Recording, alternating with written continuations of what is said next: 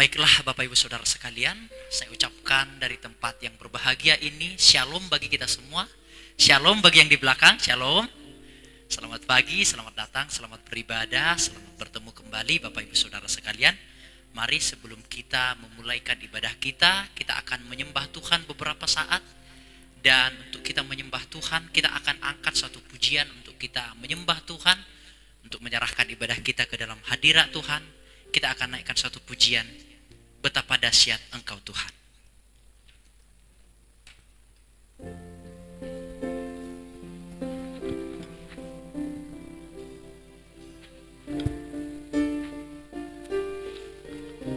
Kita akan menyembah Tuhan karena Tuhan dahsyat dalam kehidupan kita.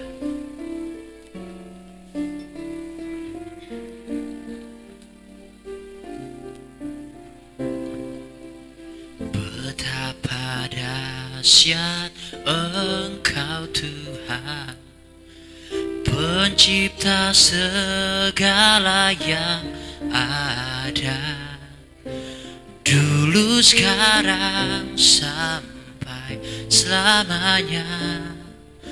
Hanya Engkau Tuhan. Tak terselami pikiranmu, tak terukur panjang setiamu, dulu, sekarang, sampai selamanya. Hanya Engkau Tuhan.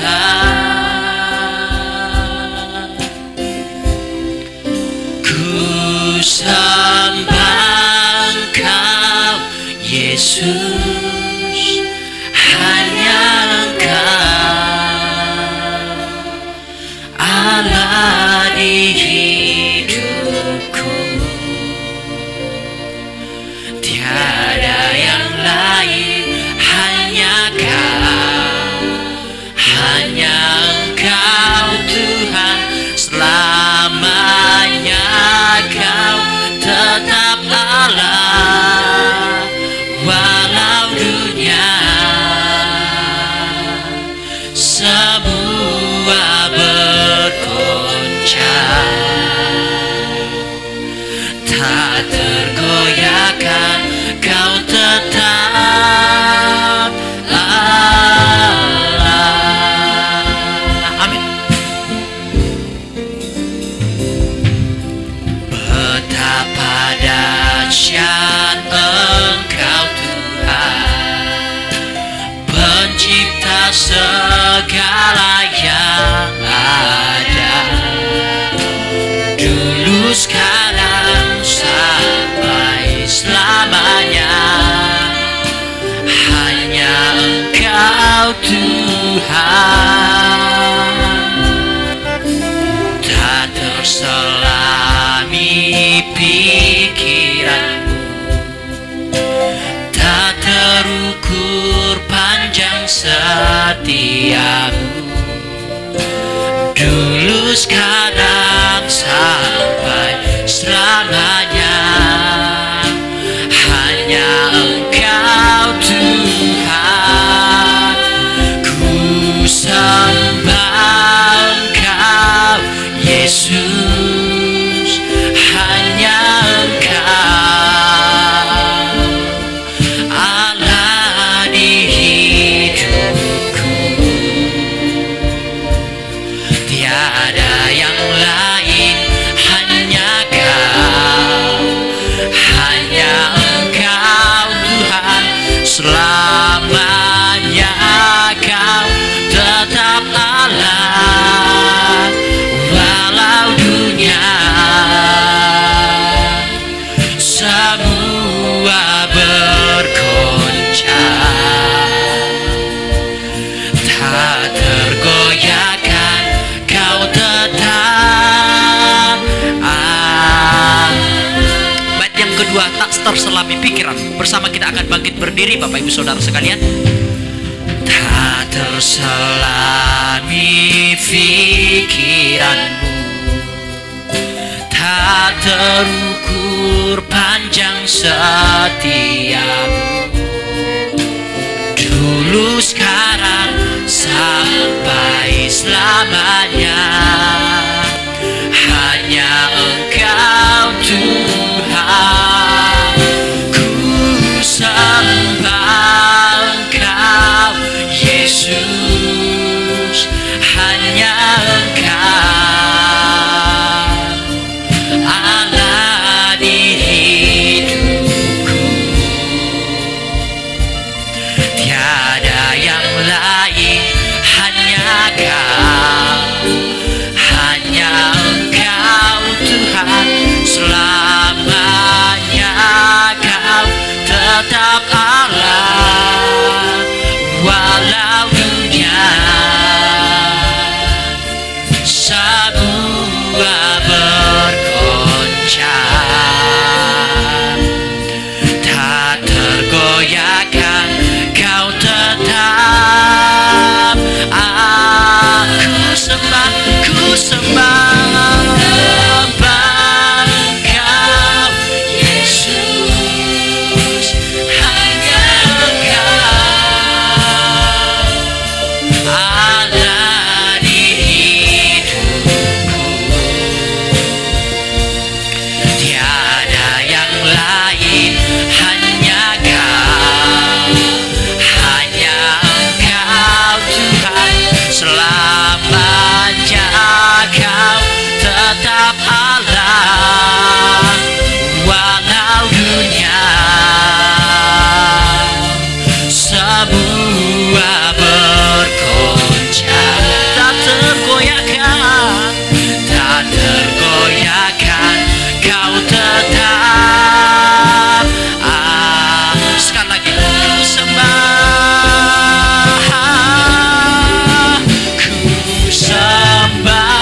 Engkau Yesus. Hanya Engkau, terima kasih Tuhan, Allah di hidupku, tiada yang lain, hanya Kau, hanya Engkau Tuhan. Selamanya Kau tetap Allah, walau dunia semua bergoncang, tak tergoyahkan Kau tetap Allah, tak tergoyahkan Kau tetap Allah. Bersama kita akan tunduk kepala, kita akan berdoa untuk menyerahkan ibadah kita ke dalam tangan Tuhan. Bapa kami di surga, kami mengucap syukur kepadamu Tuhan Yesus, karena Engkau telah memberikan kehidupan sampai pada detik ini.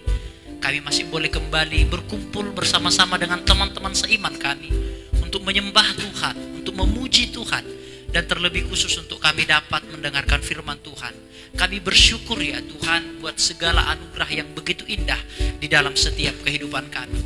Tuhan juga telah memberikan kesehatan kepada kami. Tuhan juga telah memberikan pekerjaan bagi kehidupan kami dan material semuanya. Itu semua adalah bentuk penyertaan Tuhan di dalam kehidupan kami. Oleh sebab itu ya Tuhan, kami juga mau mengucap syukur kepada Tuhan dengan kami membawa tubuh kami sebagai persembahan yang hidup untuk kami datang menyembah Tuhan dan beribadah ke tempat rumah ibadah ini. Terima kasih Bapa di surga, terima kasih. Berdoa bagi teman-teman seiman kami yang mungkin masih dalam perjalanan, kiranya Tuhan tolong, Tuhan sertai sampai di tempat rumah ibadah ini dengan selamat.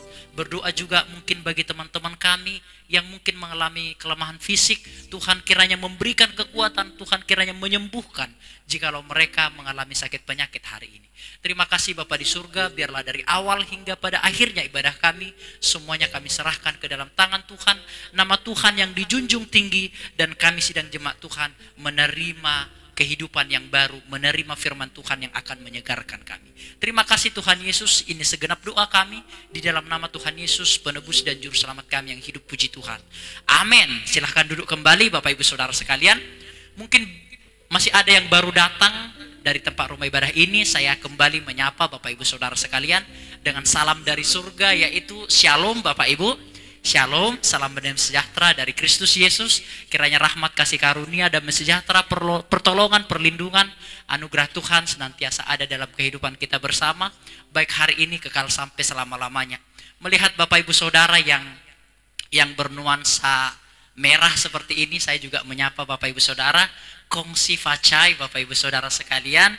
Selamat tahun baru Imlek 2023. Kiranya di tahun baru Imlek ini kita semua menerima perpanjangan umur, kasih karunia Tuhan, pekerjaan kita diberkati oleh Tuhan, dan kita juga menjadi berkat bagi orang lain Bapak Ibu Saudara sekalian.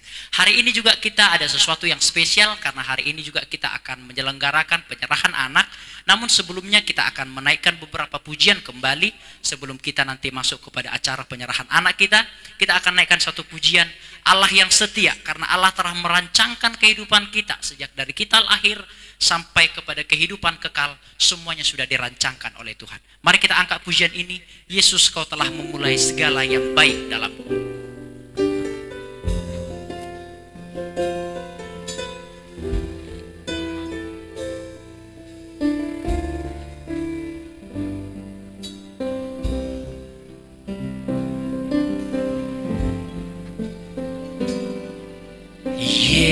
Yesus, kau telah memulai segala yang baik dalamku. Engkau menjadikanku serupa gambaranmu dan berharga di matamu. Yesus, kau telah memulai. Yesus, kau telah memulai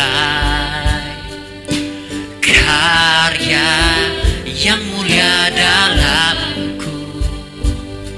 Kau berikan hidupmu sebagai ganti dosaku, karena kasih-Mu padaku. Refresh. Sama-sama kita katakan, sekarang ku memuji-Mu, Allah yang setia, yang tak pernah meninggalkan perbuatan tangan-Mu.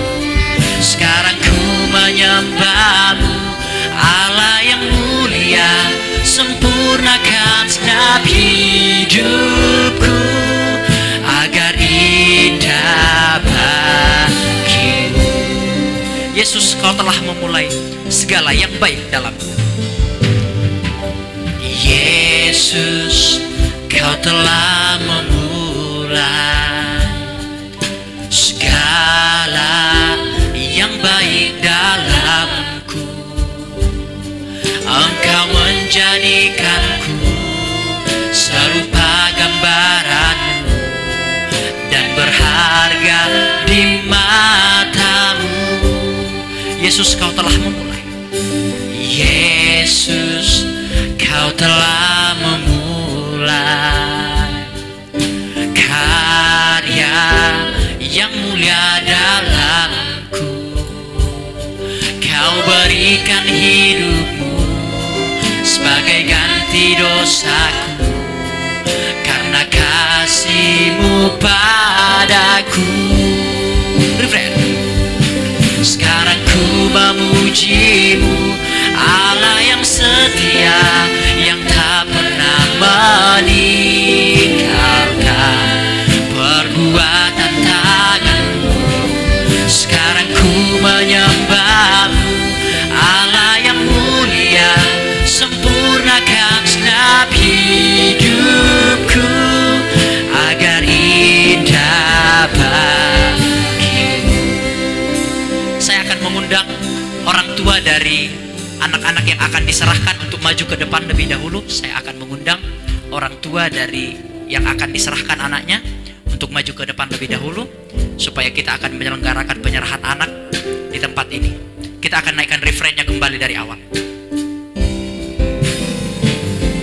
Sekarang ku memuji-Mu, Allah yang setia, yang tak pernah meninggalkan tinggalkan perbuatan tanganmu. Sekarang ku menyembahmu, Allah yang mulia. Kita akan bersama-sama bangkit berdiri, Bapak Ibu Saudara sekalian. Hidupku agar indah, sekarang ku memujimu, sekarang ku memuji. Saya serahkan kepada Bapak Gembala kita yang tak pernah meninggalkan perbuatan tanganmu. Sekarang ku menyembahmu, Allah yang mulia. Sempurnakan segenap hidupku agar indah bagimu.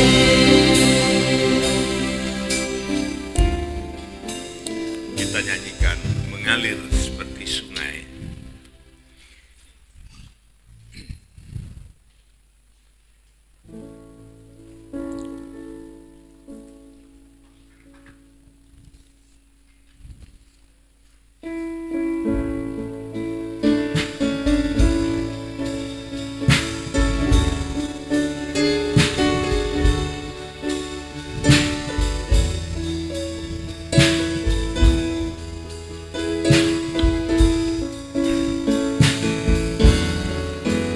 Mengalir seperti sungai, turun seperti hujan, terbit seperti fajar, nyata kemuliaan dan segala manusia memandang wajahnya.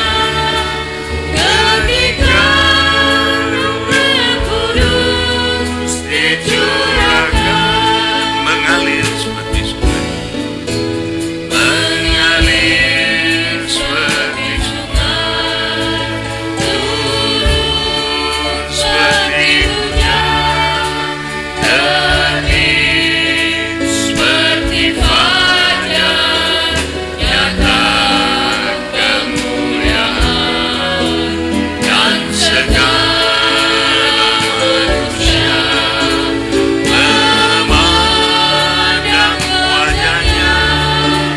Ketika Roh Kudus dicurahkan.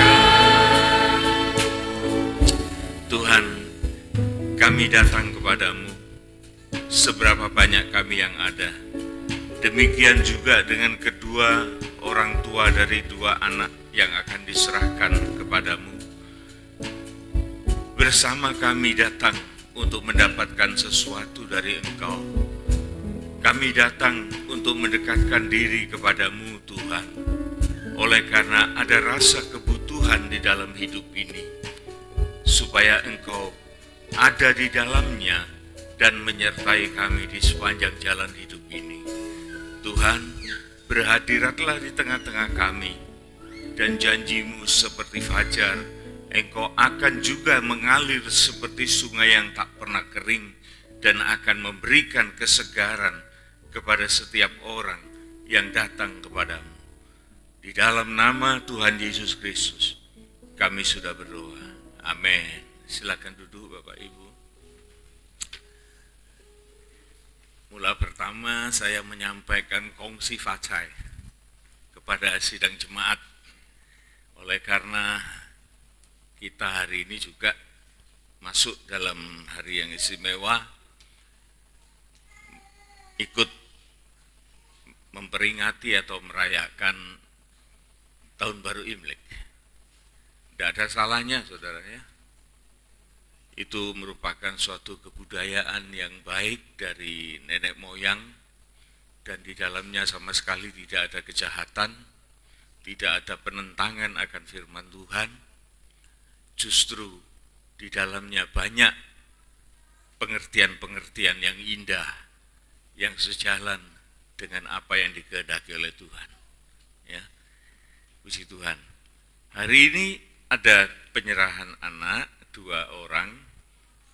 Yang pertama bernama Vladimir Lee Sebastian, betul ya, Vladimir. Wah, ini saya ingat juara tinju ya, namanya Vladimir Klitschko, ya, orang Ukraina. Lahir di Surabaya pada tanggal 8 Juni 2019, anak dari Bapak Ivan Sebastian. Betul. Oh, 2020. Oh ya, nanti dikoreksi ya, 2019. Ibu bernama Ardalina Lufitasari Chandra Gunawan. Betul ya. Dan yang berikutnya adalah Elvano Erlangga Chandra, betul ya.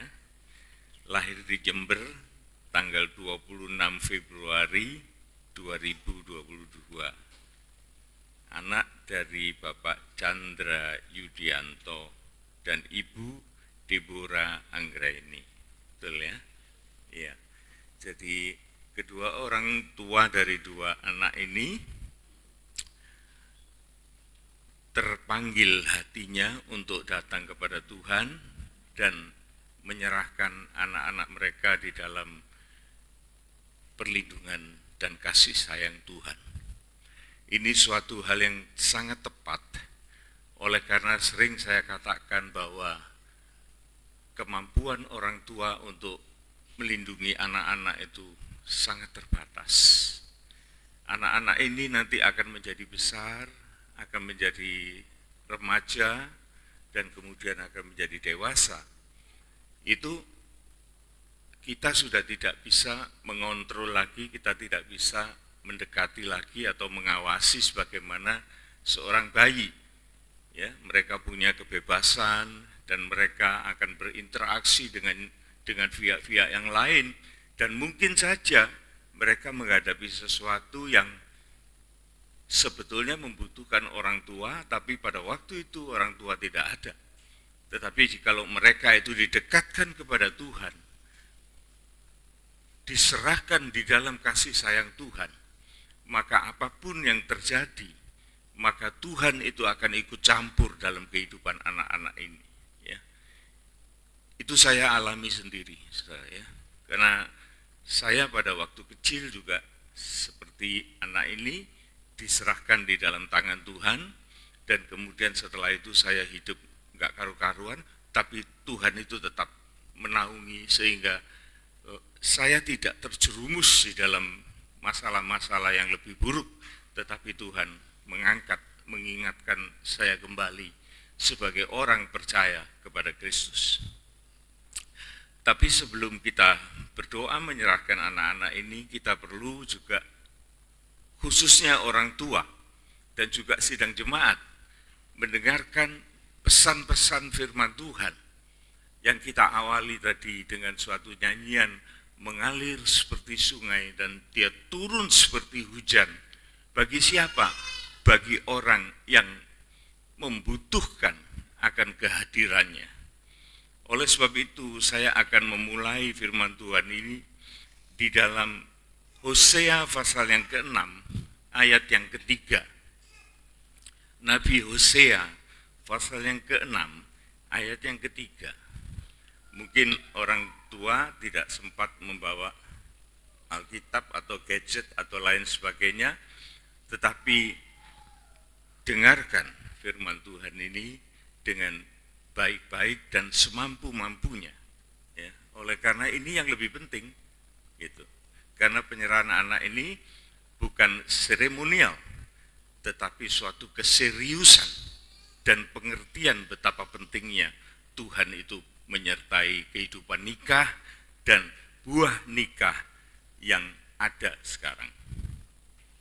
Firman Tuhan mengatakan, Hosea 6 ayat yang ketiga, marilah kita mengenal. Ya. Ajakan Tuhan mengatakan, mari kita mengenal. Mengenal itu artinya, saudaraku, bukan hanya tahu. Tetapi mengenal itu ada suatu pemahaman tentang orang yang dikenal itu. Saudara mengenal orang tua saudara. tetapi saudara cuma tahu tentang saya. Kenal sih, mulai kenal, tapi lebih banyak tahunya daripada kenalnya. Ya. Oleh sebab itu, Tuhan tidak puas hanya sekedar kita itu tahu, tetapi kita mengenal dia, siapa dia ini sebetulnya. Dan itu tidak mudah, saudaraku, terus terang tidak mudah. Sampai sekarang itu, sampai saat ini selalu terjadi polemik. Orang yang mengaku kenal, orang yang tidak mengaku kenal, sesungguhnya sama-sama juga tidak mengenal. Sungguh, saudaraku, hal ini tidak gampang. Oleh karena kalau kita mau mengenal Tuhan itu secara sungguh-sungguh, akal budi kita tidak nyampe. Akal budi kita sudah rusak oleh karena dosa, sehingga akal budi kita ini hanya cukup dibuat cari makan. Itu pun juga dengan cara yang salah-salah. Apalagi akal budi yang semacam itu dipakai untuk mencari Tuhan. Tidak mungkin. Jadi kesimpulannya apa? Supaya kita bisa mengenal dia, Tuhan yang mencari kita. Dia hadir di dunia ini sebagai manusia untuk dikenali, bisa dijamah, bisa diraba, bisa dijak ngomong, bisa segala macam. Dan itu baru saja kita peringati 25 Desember. Tetapi bagi orang yang tidak memperhatikan itu, sampai kapanpun mereka tidak akan kenal. Mereka tidak mengenal. Oh, dia itu manusia. Oh, enggak, dia itu Tuhan. Loh, yang benar Tuhan atau manusia? Kalau kita mengatakan, ya dia manusia, tapi dia juga Tuhan. Yang lain mengatakan, mana mungkin. Selalu terjadi polemik atas kehidupan Kristus, kehidupan Yesus. Oleh sebab itu tidak ada cara lain selain Tuhan itu hadir dan kemudian membuat undangan buat kita semua. Marilah kita mengenal dan berusaha sungguh-sungguh mengenal dia. Ada usaha, saudaraku. Beberapa minggu yang kita lewati di firman Tuhan selalu menunjukkan perkara-perkara bagaimana seharusnya kita ini hidup. Bagaimana seharusnya kita ini meresponi panggilan Tuhan itu. Salah satunya yang paling penting ialah berusaha dengan sungguh-sungguh. Bukan berusaha dengan seenak-enaknya. Kenal baik, tidak kenal ya sudah, tidak apa-apa kok, tidak ada resikonya, tidak ada ceritanya. Bukan, saudaraku. Tuhan menuntut harus sungguh-sungguh mengenal Tuhan. Kalau itu ada kesungguhan, saudara, firman ini melanjutkan, ia pasti, bukan mudah-mudahan, tetapi ini satu kepastian yang Tuhan nyatakan, ia pasti akan muncul seperti fajar. Matahari, pagi, fajar itu selalu terbit. Dan dia tidak pernah berdusta. Sebagaimana juga dengan Tuhan, dia akan terbit seperti fajar dan dia tidak akan mendustai kita. Dia akan muncul menampakkan dirinya seperti fajar. Dan ia akan datang kepada kita seperti hujan. Hujan bukan hujan yang sudah sisa-sisa, tetapi hujan pada musimnya yang begitu deras, yang begitu membasahi alam sekitar kita. Ia akan datang kepada kita seperti hujan pada akhir musim mengairi bumi. Pada waktu yang tepat, pada waktu bumi itu perlu air, maka sebagaimana hujan, demikian juga Tuhan itu akan datang dan menemui orang-orang yang mencari dia. Ini yang kita perhatikan, saudara. Jadi saya minta kepada kedua orang tua, bukan kebetulan, tetapi sesungguhnya Tuhan membawa saudara-saudara kemari untuk mendengar satu ayat yang sangat berharga ini. Itu jangan dilupakan. Jadi di dalam kehidupan orang tua ini harus punya kesungguhan untuk dia datang kepada Tuhan, mengenali Tuhan. Kalau orang tua ini mengenal Tuhan, maka orang tua itu bisa berbicara kepada anak-anaknya tentang Tuhan. Lah kalau orang tua tidak pernah kenal Tuhan, tidak mau beribadah, bagaimana dia itu nanti bisa keluar dari mulutnya cerita tentang Tuhan? Tidak mungkin. Sedangkan Tuhan itu mengharuskan umat ketebusannya untuk mengerti tentang dia dan menularkan itu kepada anak-anak turunnya. Kita lihat kebenaran ini.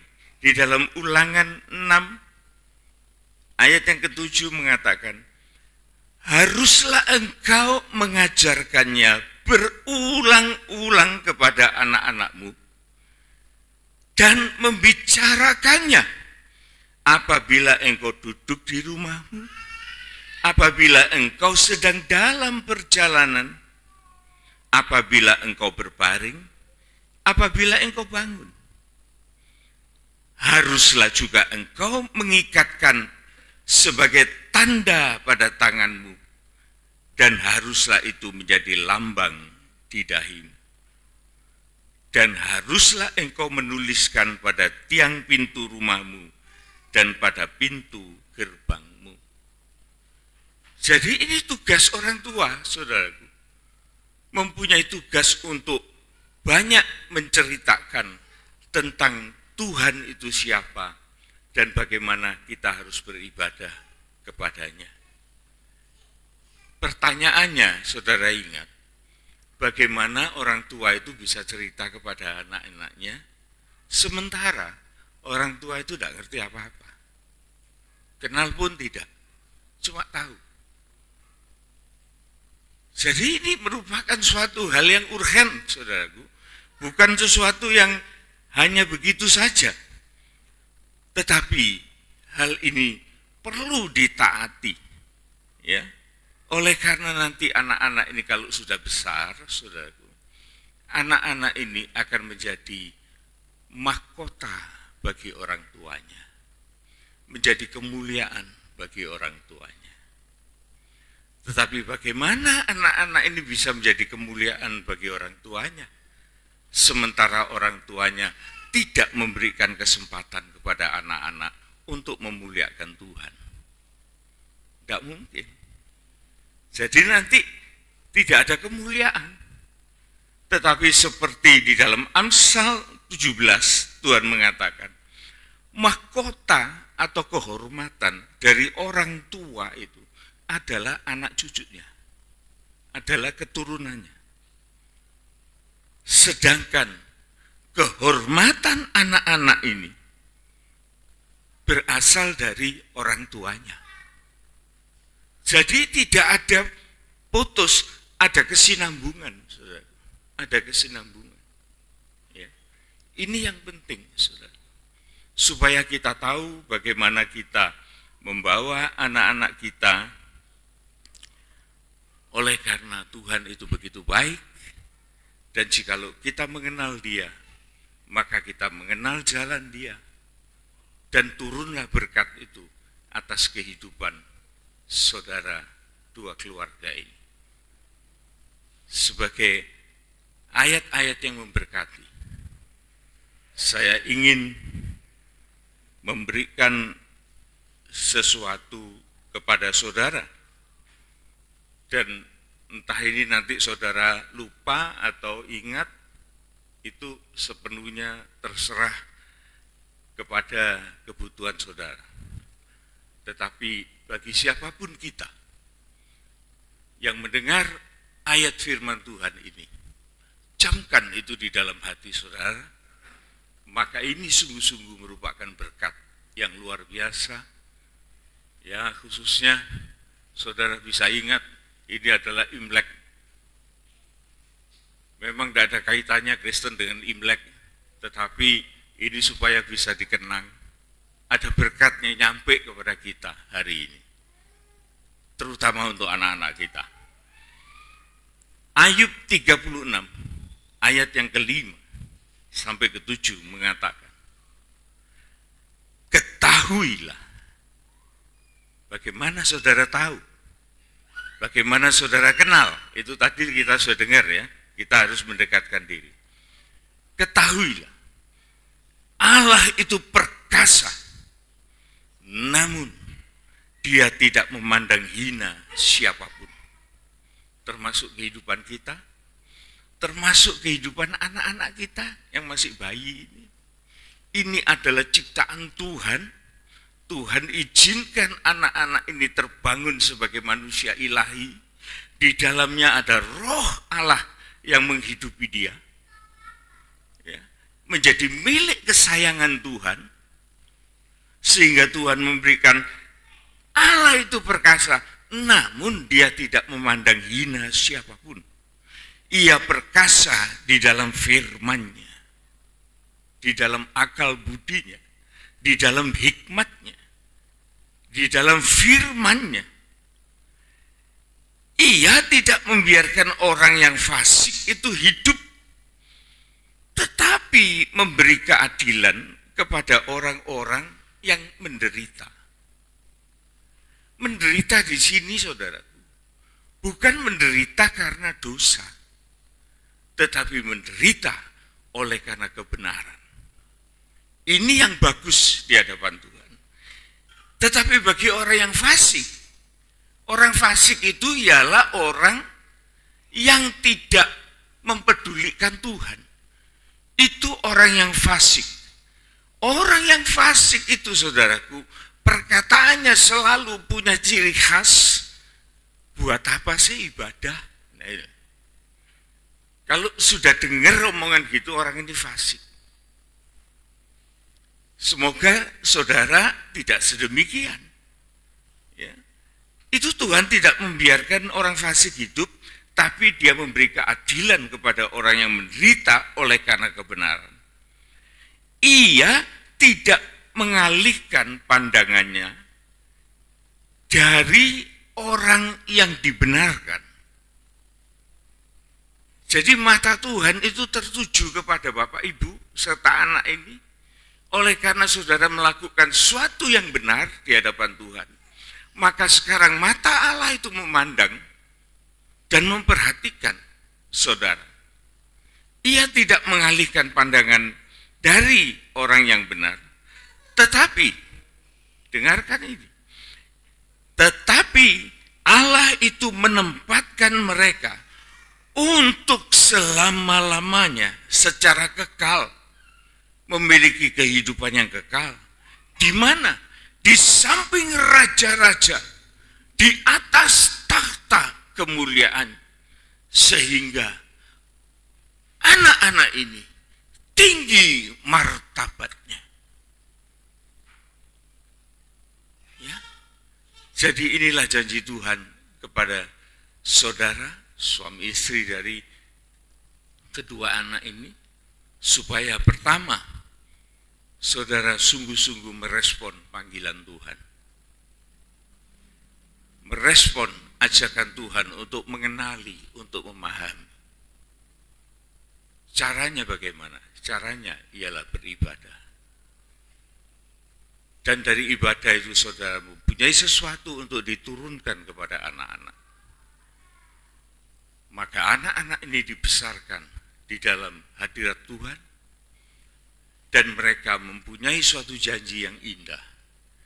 Bahwa mereka akan tinggi martabatnya setelah mereka dewasa di dalam Tuhan. Oleh sebab itu, sangat penting saudaraku, dan ini merupakan suatu yang indah bagi kita semua, bagi sidang jemaat. Sekarang kita akan mendoakan orang tua dan anak yang dibawa di hadapan Tuhan ini, supaya mereka mendapat sambutan dari Tuhan. Kita bangkit berdiri, saudaraku, kita nyanyikan mengalir seperti sungai, turun seperti hujan. Ibu silakan duduk aja, Ibu silakan duduk. Ya.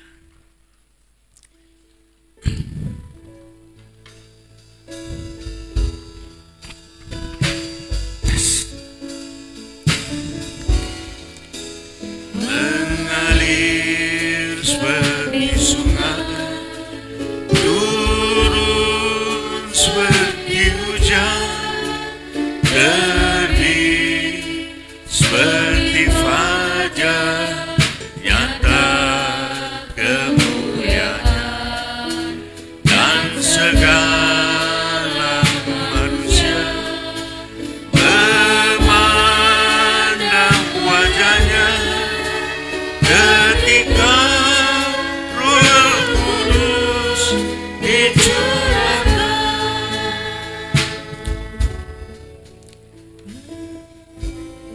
Vladimir, ya betul ya. Demi nama Allah Bapa, Putra dan Roh Kudus, engkau Vladimir Lee Sebastian, engkau saya serahkan di dalam tangan Allah. Engkau terpelihara di dalamnya tubuh, jiwa, dan rohmu akan terlindungi dengan kasih Allah. Engkau akan menjadi besar, akan menjadi dewasa, dan engkau diberi kesehatan, kekuatan, kepandaian di dalam menuntut segala apa yang kau butuhkan, dan engkau akan menerima anugerah talenta-talenta yang perlu untuk pelayanan di masa dewasamu di dalam ladang Tuhan. Diberkatilah engkau dalam nama Tuhan Yesus Kristus.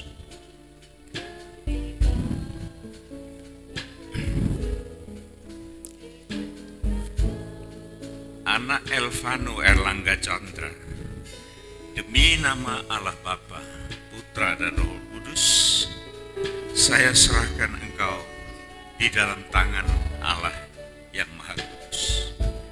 Engkau dilindungi, engkau dijaga, tubuh jiwa rohmu berada di dalam kasih sayang Allah.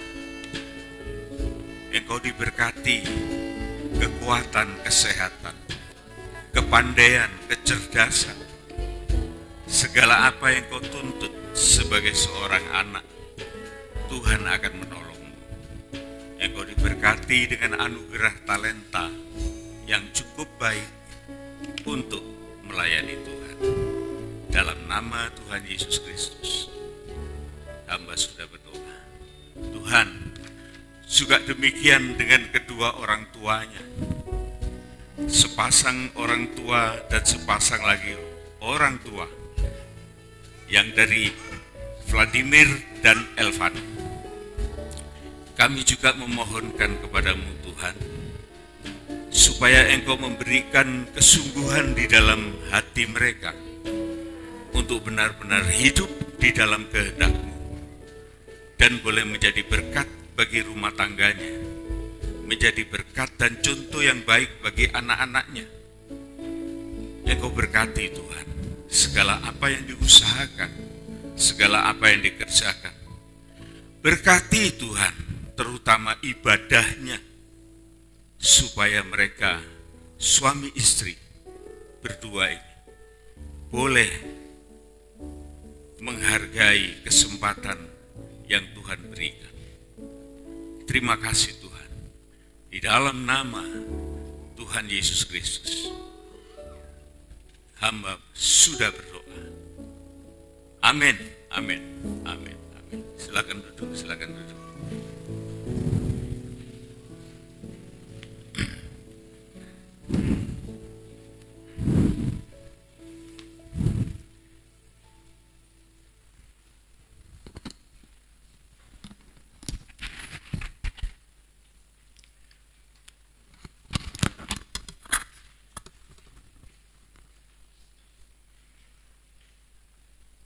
bagi ibu yang membawa anak-anak untuk diserahkan barusan, apabila ibu ada kepentingan di rumah, silakan boleh meninggalkan tempat ini.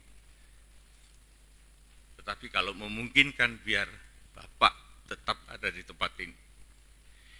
Atau yang terbaik ialah kalau bisa ditenangkan, biar anak-anak itu tetap bersama dengan kita di tempat ini. Puji Tuhan. Kita akan melanjutkan, saudaraku, ibadah ini dengan waktu yang Tuhan berikan, supaya klop apa yang telah diterima oleh dua keluarga ini akan menjadi juga bagian dari kita bersama. Saya tidak akan terlalu panjang, mengingat saudara-saudara juga punya rencana untuk sambang sinambang, ya, dan itu adalah baik. Oleh sebab itu saya juga tidak akan berpanjang-panjang, tetapi saya hanya ingin menambahkan dan melengkapi. Saudara, usaha yang sungguh-sungguh ini merupakan suatu praktek yang dikehendaki oleh Tuhan, yang bisa kita baca di dalam Ibrani pasal yang ke-12. Ibrani pasal yang ke-12 ayat yang pertama. Ibrani 12 ayat yang pertama demikian. Karena kita mempunyai banyak saksi, bagikan awan yang mengelilingi kita, marilah kita menanggalkan semua beban dan dosa yang begitu merintangi kita, dan berlomba dengan tekun dalam perlombaan yang diwajibkan bagi kita. Ya, jadi Ibrani 12 ini mungkin sudah pernah kita dengar, dan saya yakin sudah pernah saya sampaikan di tempat ini. Tetapi tidak ada salahnya kalau kita diingatkan sekali lagi. Oleh karena yang namanya sungguh-sungguh berusaha, itu pasti membutuhkan power, membutuhkan speed, dan membutuhkan energi. Sehingga Tuhan mempersamakan hal itu dengan seorang pelomba. Tidak ada seorang pelomba itu yang melakukan kompetisinya dengan arasa-rasen, tetapi dia akan melakukan kompetisi itu dengan suatu kemampuan yang dia miliki. Selama dia berlatih, selama dia memelihara kesehatan dan lain sebagainya. Oleh karena apa? Oleh karena dia ingin menyaksikan sesuatu kepada orang-orang yang di sekitarnya. Sehingga Ibrani mengatakan kita ini punya banyak saksi. Saksi itu baik dari luar, orang yang di luar kita. Dia akan melihat perbuatan kita. Demikian juga saksi yang dari dalam, orang yang seiman dengan kita, itu pun juga akan meminta kesaksian dari kita. Oleh sebab itu saya mengatakan, bagi mereka yang sudah pernah untuk berkiprah menjadi sokok guru di dalam suatu gereja, maka orang-orang itu melihat dan ingin menyaksikan apa follow up atau kelanjutan dari mereka ini. Ini yang perlu kita gugah lagi, saudara. Sehingga dalam permulaan tahun 2023 ini, kita akan tampil lebih semarak, lebih bagus, dan lebih mengarah kepada kehendak Tuhan. Dan kita tidak boleh lagi berlaku lembek atau sekenaknya atau seenaknya. Tidak, saudaraku, tetapi kita harus mulai mendisiplinkan diri. Seorang pelomba itu dia tidak akan pernah berhasil apabila dia tidak pernah disiplin.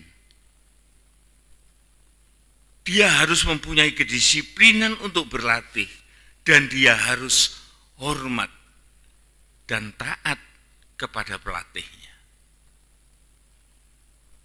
Tidak ada seorang pelomba itu berhasil apabila dia mengabaikan sang pelatih.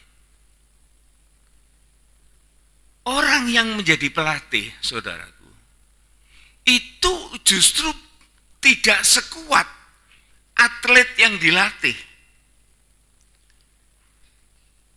Kalau saja seperti seorang petinju yang dilatih oleh seorang pelatih, kemudian diadu benar antara pelatih dengan petinju itu, pelatih ini akan kalah, saudaraku. Pasti kalah. Tetapi, saudaraku, ketaatan dari olahragawan ini, petinju ini, kepada pelatih itu yang tidak bisa hilang. Jadi begitu taatnya seorang olahragawan itu terhadap coachnya, terhadap pelatihnya. Sehingga dengan demikian dia dapat masuk gelanggang pertandingan dan kemenangan itu dia peroleh. Jadi Tuhan itu memakai analogis tidak terlalu sulit, saudara. Dia hanya menyatakan sebagai seorang pelomba. Tetapi di sini, saudaraku, ada suatu nasihat supaya kita ini lebih baik tampil secara prima. Oleh karena apa? Mungkin tidak terlalu gemuk, mungkin tidak terlalu kurus, mungkin tidak terlalu ringan, mungkin tidak terlalu berat. Jadi ideal. Nah, seorang pelomba ini, saudaraku, memang harus tampil ideal. Harus tampil ideal. Nah, ideal ini adalah suatu yang sangat berat. Sehingga mengatur segala kehidupannya dan dia tampil dengan prima. Firman Tuhan mengatakan kelanjutannya dari ayat 1 tadi. Ayat yang kedua? Enggak. Marilah kita menanggalkan semua beban dan dosa yang begitu merintangi kita. Apa beda beban? Apa beda dosa? Beban itu bukan dosa. Tetapi dosa itu adalah beban. Tapi beban itu akan berubah dengan cepat menjadi dosa. Ini yang perlu kita perhatikan, saudara. Dosa yang macam apa? Ya. Kita akan melihat itu di dalam Yakobus 1 ayat yang ke-13 dan 15. 13 sampai 15. Yakobus 1 ayat yang ke-13 dan 15 demikian. Apabila seorang dicobai, janganlah ia berkata, pencobaan ini datang dari Allah. Waspada, saudaraku. Hidup manusia siapapun dia itu tidak akan terlepas dari pencobaan. Tapi kalau kita ini menghadapi pencobaan, kita harus bisa mengubahnya itu menjadi suatu ujian. Oleh karena kita punya keyakinan bahwa Allah itu tidak akan mencoba-coba orang. Oleh karena Allah itu sendiri, dia tidak suka dicobai. Oleh sebab itu Allah kita itu Allah yang sportif dan dia sendiri pun tidak mencobai siapapun. Tetapi kalau kita ini terkena pencobaan, hendaknya kita ingat kenapa kok bisa jadi pencobaan itu. Lanjut. Tetapi tiap-tiap orang dicobai oleh keinginannya sendiri. Lah itu. Jadi pencobaan itu, saudaraku, datangnya dari keinginan. Keinginan itu kan belum dibuat. Hanya di dalam angan-angan, dalam pikiran, dalam hati, tapi belum nampak, belum nyata, belum real. Tetapi yang namanya pikiran dan perasaan itu yang tidak baik, itu akan menjadi beban di dalam rohani kita, saudara. Bagaimana kita mau datang kepada Tuhan di dalam gereja, sementara kita duduk mendengar firman Tuhan, hati kita masih memikirkan hal-hal yang najis. Bagaimana itu mungkin? Bagaimana hal itu bisa? Tuhan mengingatkan itu. Jadi segala apa yang menjadi pikiran dan perasaan itu yang akan membawa kita masuk di dalam keadaan terbeban. Terus? Tetapi tiap-tiap orang dicobai oleh keinginannya sendiri karena ia diseret dan dipikat olehnya. Dan apabila keinginan itu telah dibuahi. Nah, keinginan itu yang tadinya jadi beban, orang nggak bisa lihat, saudara ya. Tetapi kalau keinginan jahat itu kemudian tercetus keluar, lah ini menjadi dosa, berarti sudah diperbuat itu. Ya, dikatakan, tetapi tiap-tiap orang itu yang dicobai oleh keinginannya sendiri, ia diseret dan dipikat olehnya. Tetapi apabila keinginan itu dibuai, ia mewujudkan dosa, perbuatan dosa. Dan bila dosa itu tidak terselesaikan, diikuti terus sampai menjadi well done, mateng, ya, maka dosa ini akan bermutasi menjadi maut.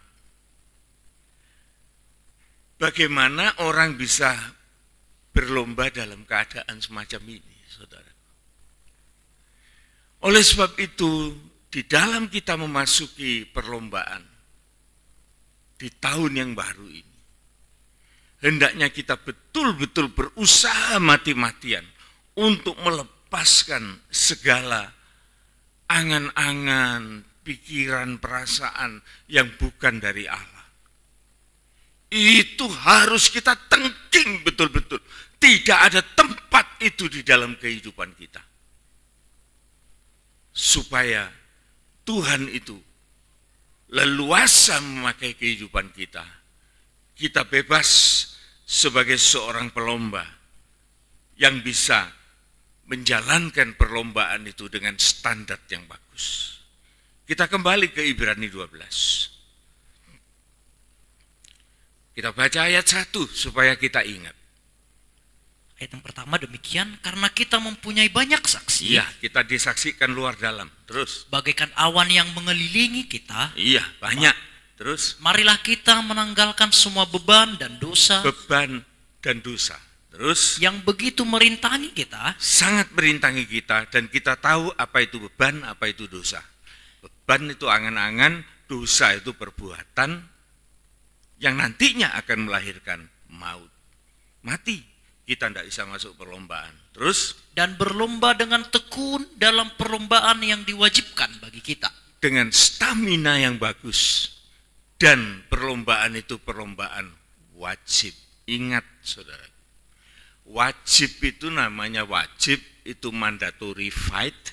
Itu merupakan sesuatu yang harus kita jalankan. Seorang juara, kalau dia sudah sampai pada berapa waktu, dia harus kembali menunjukkan kejuaraannya. Dia tidak boleh ngales, saudaraku. Wah, aku sudah jadi juara, aku sudah tidak mau berjuang lagi, aku sudah tidak mau bertanding lagi. Dicopot kejuaraannya. Oleh karena organisasinya itu mewajibkan. Seorang juara dalam waktu beberapa tahun dia harus mengulangi kejuaraannya itu. Untuk apa? Untuk dia naik peringkat, saudara. Jadi kalau sudah menang itu jangan merasa sudah menang, sudah selesai. Tidak. Ada pertandingan-pertandingan di depan yang merupakan pertandingan wajib atau mandatory fight yang harus dijalankan. Jadi kita harus tetap di dalam kondisi yang ideal, harus taat kepada coach kita, pelatih kita, yaitu firman Tuhan, supaya kita terpelihara secara tubuh, jiwa, dan roh kita untuk masuk di dalam perlombaan yang diwajibkan. Dan kita harus melakukan itu dengan tekun. Tekun itu artinya kembali lagi, serius. Kalau orang tidak serius, tidak bisa tekun. Kalau orang tidak sungguh-sungguh, tidak bisa tekun, main-main. Ya, tetapi Tuhan mau supaya kita ini punya ketekunan semacam itu. Nah, sekarang kita masuk Ibrani 12 ini ayat yang kedua. Ayat yang kedua demikian. Marilah kita melakukannya dengan mata yang tertuju kepada Yesus. Yesus itu adalah coach kita, pelatih kita. Ya, Dia yang membina kita. Hendaknya kita melakukan dengan mata yang selalu tertuju kepada coach kita. Saya sering melihat seorang petinju, saudara ya, kalau dia sudah kena pukul gitu, dia goyang, itu dia pasti melirik ke arah pelatihnya. Seolah-olah dia itu tanya, ya apa ini? Saudara perhatikan, ada yang sudah dihajar babak belur, sampai wasitnya bilang, sudah berhenti, tidak boleh. Pelatihnya datang. Dia bilang kepada petinjunya, kamu bakal menang, kamu tidak akan kalah. 1 menit lagi kamu jadi juara dunia. Itu tadi yang sudah babak belur itu, saudaraku. Tahu-tahu bisa bangkit semangatnya. Dan dia dapat second win. Kesempatan kedua. Dan dia bisa bertanding, menyelesaikan pertandingan dengan tekun. Dan dia keluar sebagai pemenang. Waduh, saya menyaksikan itu. Wah, hebat. Ketaatan itu akan membuat hal yang semacam itu. Yang suatu yang tidak mungkin, itu menjadi kenyataan. Oleh sebab itu firman Tuhan juga mengajarkan kepada kita. Marilah kita masuk di dalam pertandingan, perlombaan itu. Dengan mata yang tertuju kepada Yesus. Siapa dia? Yang memimpin kita dalam iman. Dia yang memberikan iman kepada kita. Saudara jangan pernah berpikir bahwa saudara dapat iman karena saudara bisa beriman. Wah, kalau sudah pikiran kayak gitu tuh sudah keliru, saudaraku.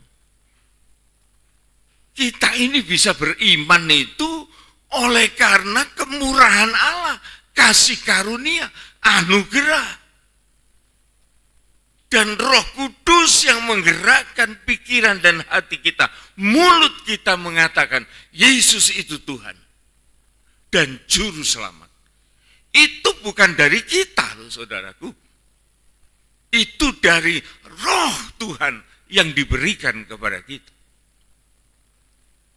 Jadi jikalau sampai pikiran dan hati kita ini mengaku dengan mulut kita bahwa Yesus adalah Tuhan dan Juru Selamat kita, maka sesungguhnya kita itu mengalami suatu kelahiran baru dan kita ini menjadi milik Allah yang Tuhan akan membela dan mempertanggungjawabkan kita. Kita harus mengerti hal semacam ini. Oleh karena Tuhan mengatakan hanya kasih karunia melalui iman kepada Kristus, maka engkau diselamatkan. Berarti kita ini orang yang selamat. orang yang selamat itu, saudaraku, dia akan berhak untuk masuk di dalam perlombaan. Dia adalah orang-orang pilihan. Mari kita melakukan dengan mata yang tertuju kepada Yesus, yang memberi kita iman. Dan terus yang membawa iman kita itu kepada kesempurnaan. iya, dia yang memimpin dan membawa iman itu sampai kepada kesempurnaan. Iman itu harus dibuktikan loh, saudara. Jadi iman itu tidak bisa tidak, harus ada buahnya yang bisa dilihat. Kita tidak bisa ngomong, wah saya ini beriman, tapi kita tidak bisa membuktikan itu. Saya beri contoh, kita baca di dalam Kejadian 22 ayat 12. Dan iman itu harus menjadi kesaksian loh, saudaraku. Bukan iman yang mati, tetapi iman itu harus ada wujudnya dan juga bisa dibuat kesaksian. Baca itu. Demikian.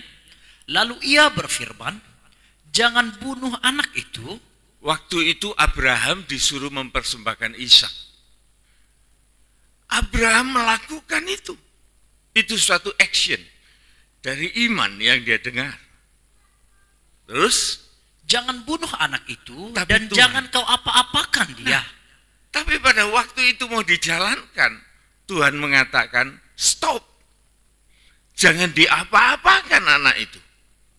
Terus, Sebab telah ku ketahui sekarang. sebab telah ku ketahui sekarang. Ini loh saudaraku yang aneh. Lah apa tadinya itu Tuhan tidak tahu. Kok baru sekarang Tuhan tahu? Lah Tuhan itu maha tahu apa enggak? Gimana? Pernah saudara mikir gitu? Jangan disembelih. Sekarang aku tahu. Kamu itu gini. Lah tadi apa enggak tahu?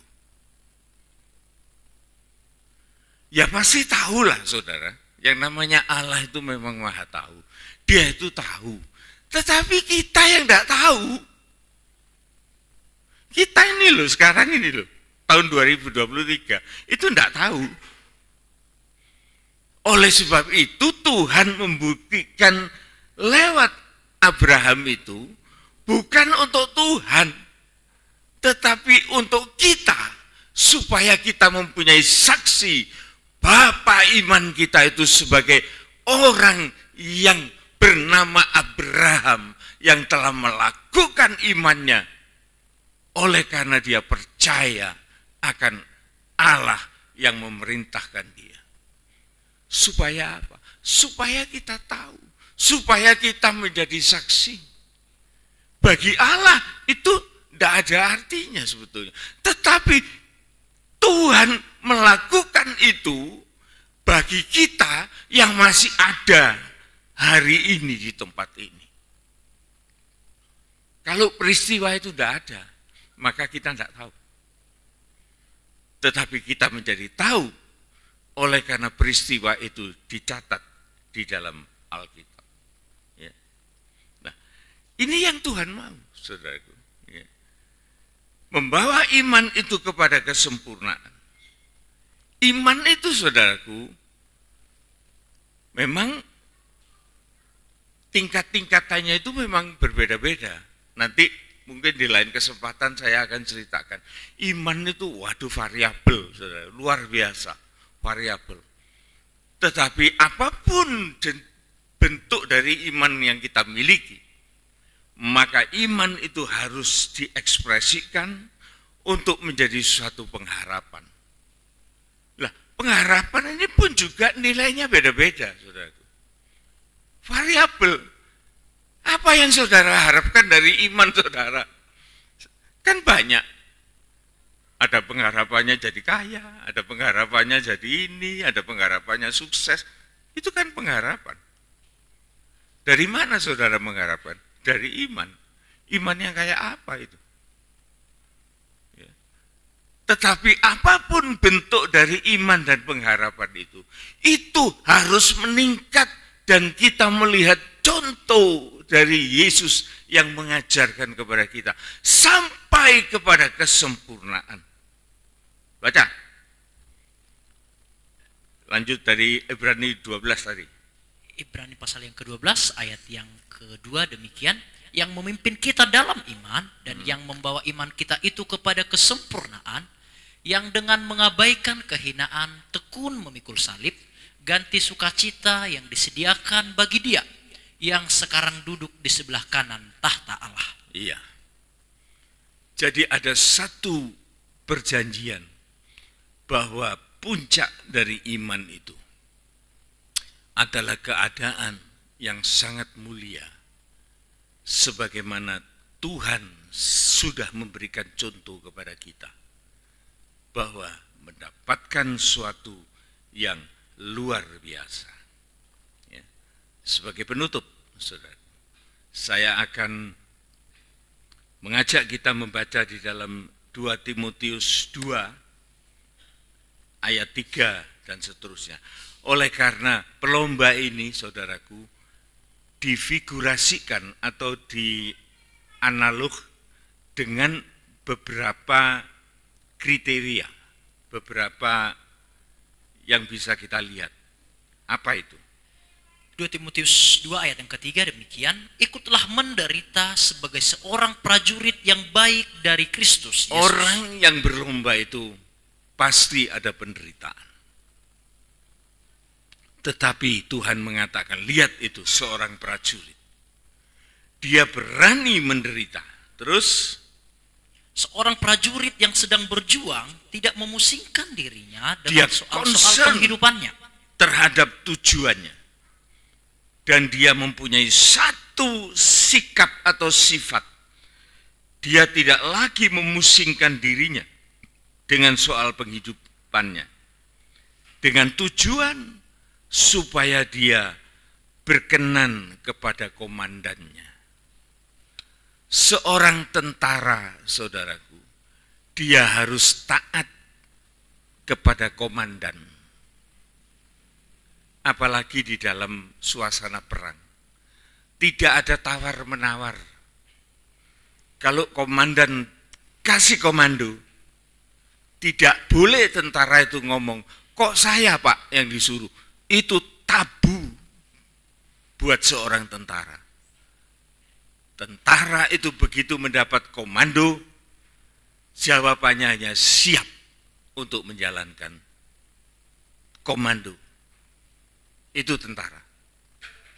Yang saya dengar barusan ini, saudaraku, kalau polisi itu agak sedikit beda. Kalau polisi itu taat kepada hukum. Komando dari atasan harus dijalankan. Tetapi di dalam menjalankan hukum itu harus ditegakkan. Lebih sulit, saudara. Jadi polisi itu lebih sulit. Makanya sampai ada omongan gini, polisi itu kakinya satu nginjak kuburan, satu nginjak daratan. Jadi kalau dia salah menjalankan hukum, dia sendiri bisa kena. Ya. Jadi disinilah ketaatan itu sebagai seorang prajurit. Dia tidak boleh berkomentar tentang sesuatu pun atas komando yang diberikan. Oleh karena yang bertanggung jawab secara penuh adalah komandannya. Tugas seorang tentara ialah dia taat habis kepada komandan. Tetapi agak beda dengan polisi, dia memang harus taat dengan komando, tetapi dia menjalankan harus dalam rambu-rambu hukum. Ini sedikit beda, yang kebetulan saya dengar gitu ya, saya tahu dari dengar saya. Ya. Terus ayat yang kelima, seorang olahragawan hanya dapat memperoleh mahkota sebagai juara apabila ia bertanding menurut peraturan-peraturan olahraga. Nah, Ini seorang olahragawan atau pelomba, dia itu harus mengerti syarat-syarat cara main. Sportivitasnya harus tinggi. Harus tahu aturan. Jadi tidak mau menangnya sendiri. Ada rambu-rambu yang membatasi dia untuk dia disahkan muncul sebagai pemenang. Kalau dia melanggar, maka dia disingkirkan, diskualifikasi, dia tidak diakui sekalipun menang. Jadi inilah kriteria sebagai seorang pelomba. Terus yang terakhir, Seorang petani yang bekerja keras haruslah yang pertama menikmati hasil usahanya.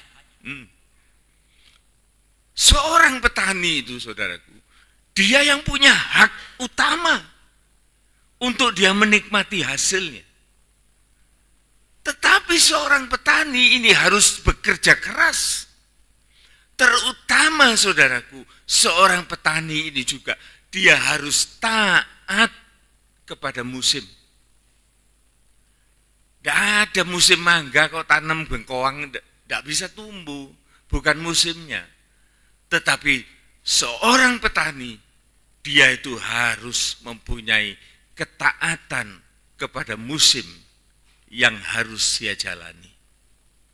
Jadi 3 kriteria ini, saudaraku, itu dijadikan suatu contoh oleh firman Tuhan, bahwa kedisiplinan kita, bagaimana kita sebagai seorang prajurit, bagaimana kita seorang pelomba, bagaimana kita seorang petani.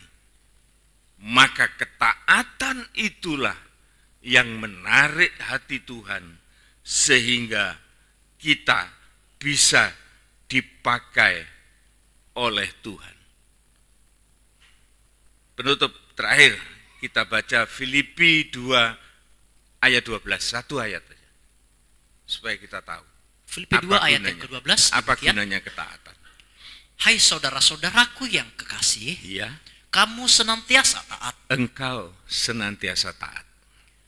Jadi jikalau kita berhasil di dalam ketaatan ini, sebagaimana 3 kriteria yang diajukan oleh Tuhan tadi, bahwa semuanya ini punya dasar ketaatan total, ya, maka itu yang menggerakkan Tuhan untuk bisa memakai kehidupan orang yang taat. Ulangi. Hai saudara-saudara yang kekasih, kamu senantiasa taat. Kamu senantiasa taat. Karena itu tetaplah kerjakan keselamatanmu. Tetaplah engkau bekerja di dalam selamatmu. Bukan bekerja cari selamat, bukan. Tetapi bekerjalah di dalam selamatmu. Oleh karena engkau ini sudah diselamatkan, engkau berhak masuk di dalam perlombaan. Kerjakan itu. Ya. Terus Dengan takut dan gentar. dengan perasaan yang dewasa, tahu tanggung jawab. Takut dan gentar ini bukan berarti licik, tetapi takut dan gentar ini mengerti sebab akibat. Itu adalah orang yang sudah dewasa. Terus, Bukan saja seperti waktu aku masih hadir. wah ini lebih dewasa lagi. Kalau orang itu bekerja, nggak usah dijaga, saudaraku. Itu masih mental apa ya? Mental orang jajahan. Nggak usah dijaga.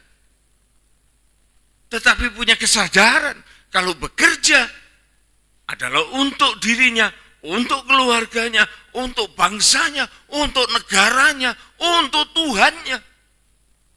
Wah, ini orang yang dewasa. Dia merasa bertanggung jawab dengan semuanya.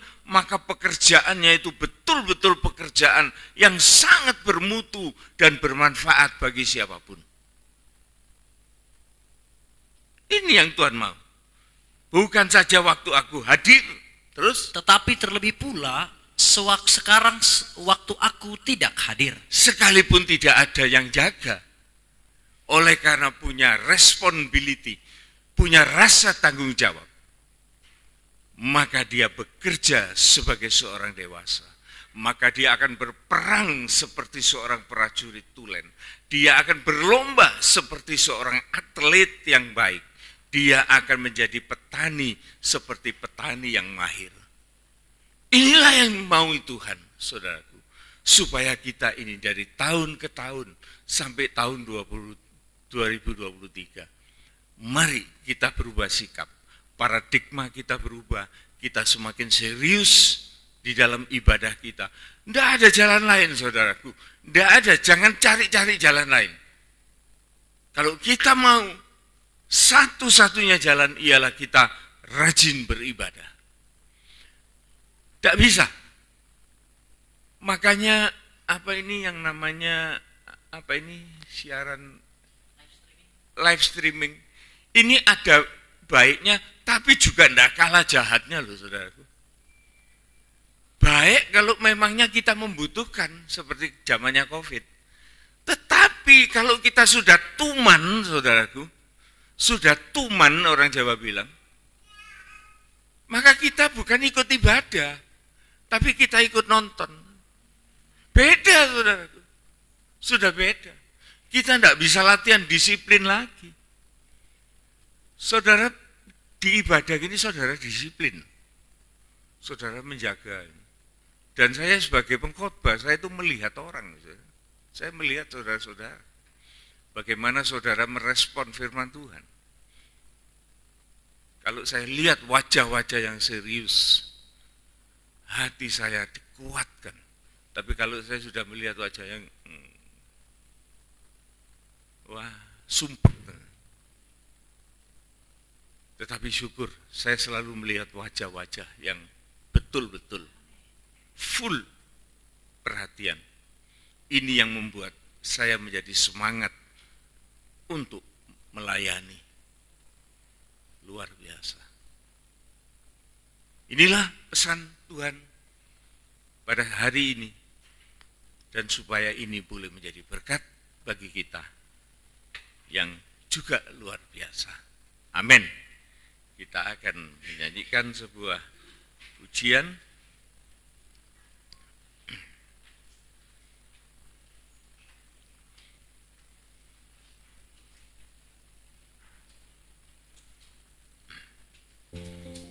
Ku bermegah dalam salibnya.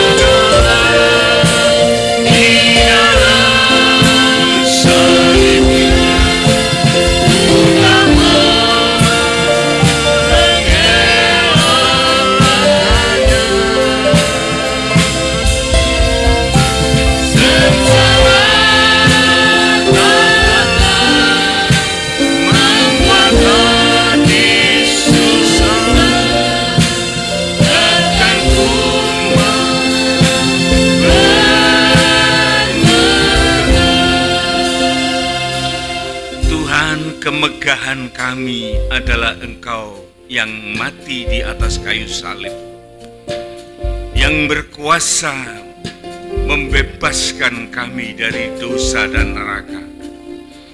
Kami bermegah Tuhan, oleh karena Engkau mengalahkan maut dan kematian tiada berkuasa atas Engkau.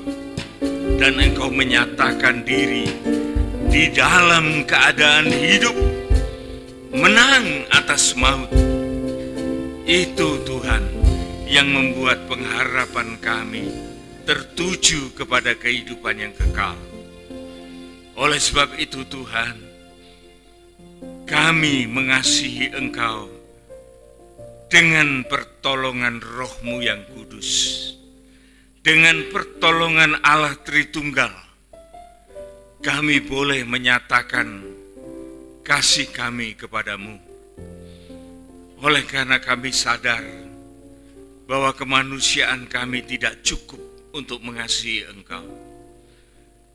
Tetapi kami berbangga, kami bermegah memiliki Allah seperti Engkau yang menolong kami untuk kami bisa mengasihi Engkau dengan segala apa yang ada di dalam hidup ini. Tuhan, terima kasih buat perhimpunan pada pagi ini. Engkau telah memberikan kami kemampuan, kekuatan, kesempatan untuk melakukan semuanya ini demi kebesaran kemuliaan nama Tuhan. Terima kasih buat firman yang telah kami dengar.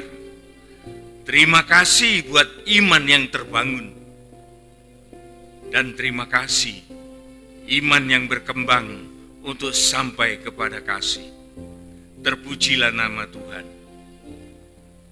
Dalam nama Tuhan Yesus Kristus kami sudah berdoa. Amin, amin, amin. Tuhan berkati.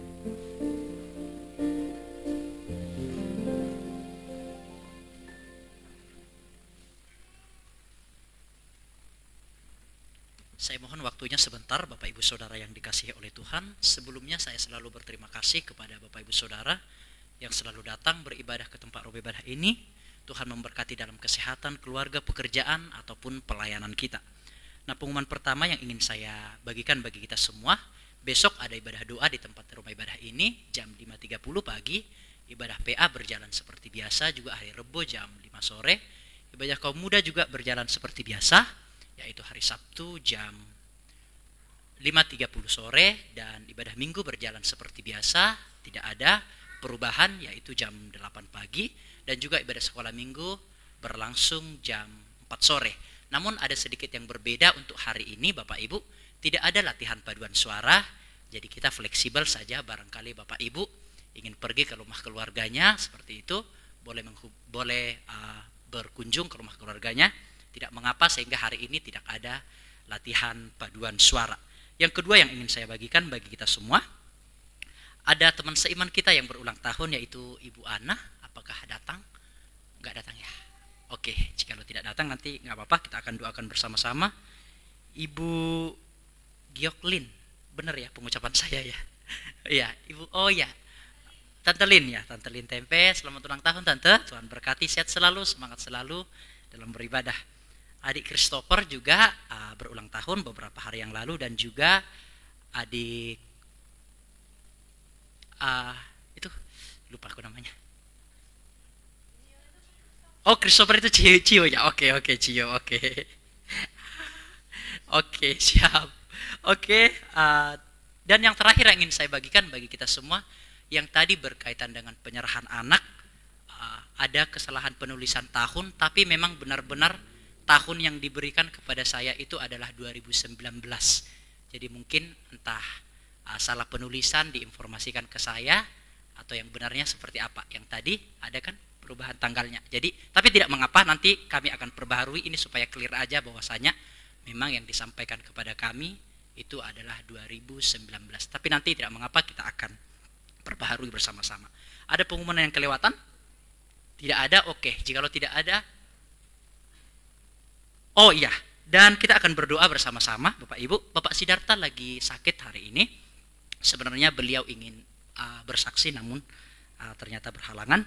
Jadi Bapak Sidarta sakit, kita akan doakan bersama-sama. Sekali lagi saya ucapkan selamat tahun baru Imlek, Kong Sifa Chai Bapak Ibu Saudara sekalian. Sehat selalu, semangat selalu, jangan lupa jaga kesehatan, jangan lupa minum vitamin. Tuhan Yesus memberkati kita semua. Mari kita akan bangkit berdiri bersama-sama. Tuhan Yesus memberkati dan doa berkat akan diserahkan kepada Bapak Gembala kita.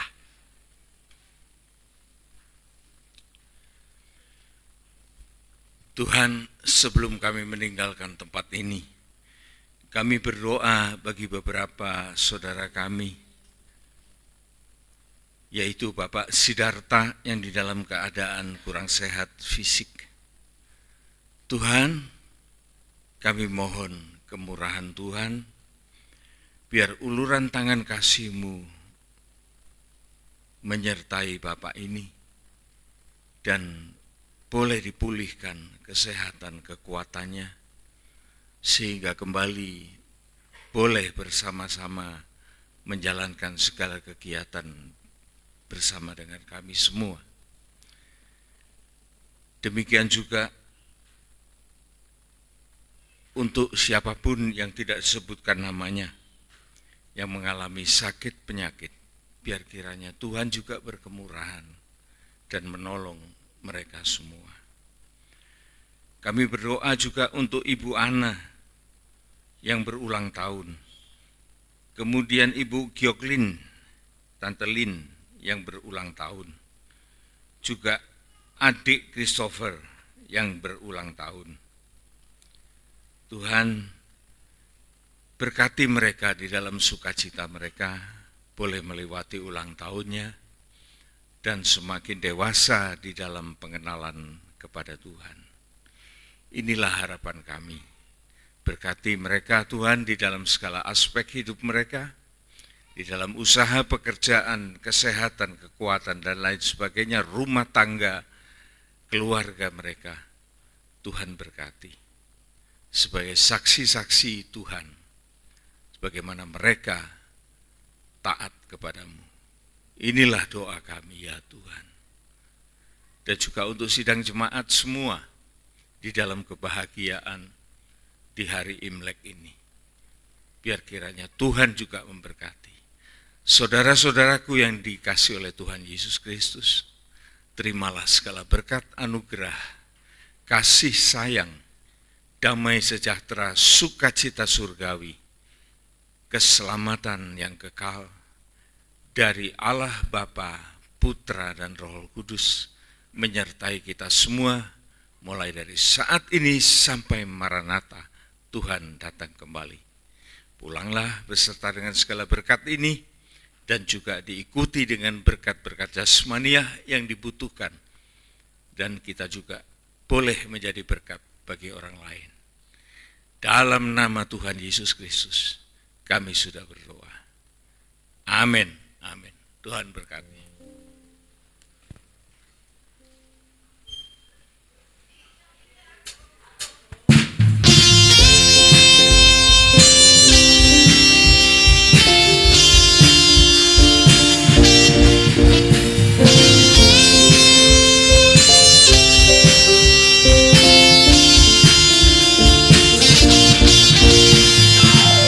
Dengan hati bersyukur masuki hadirat-Mu,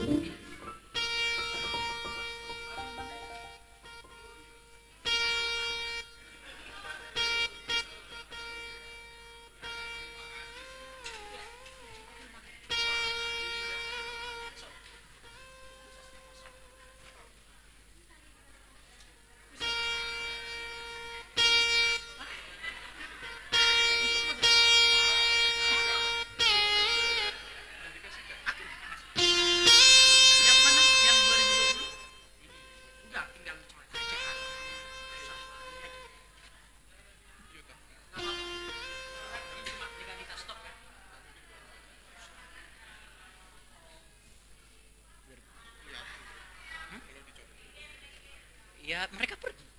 Siapa? Udah dijanji.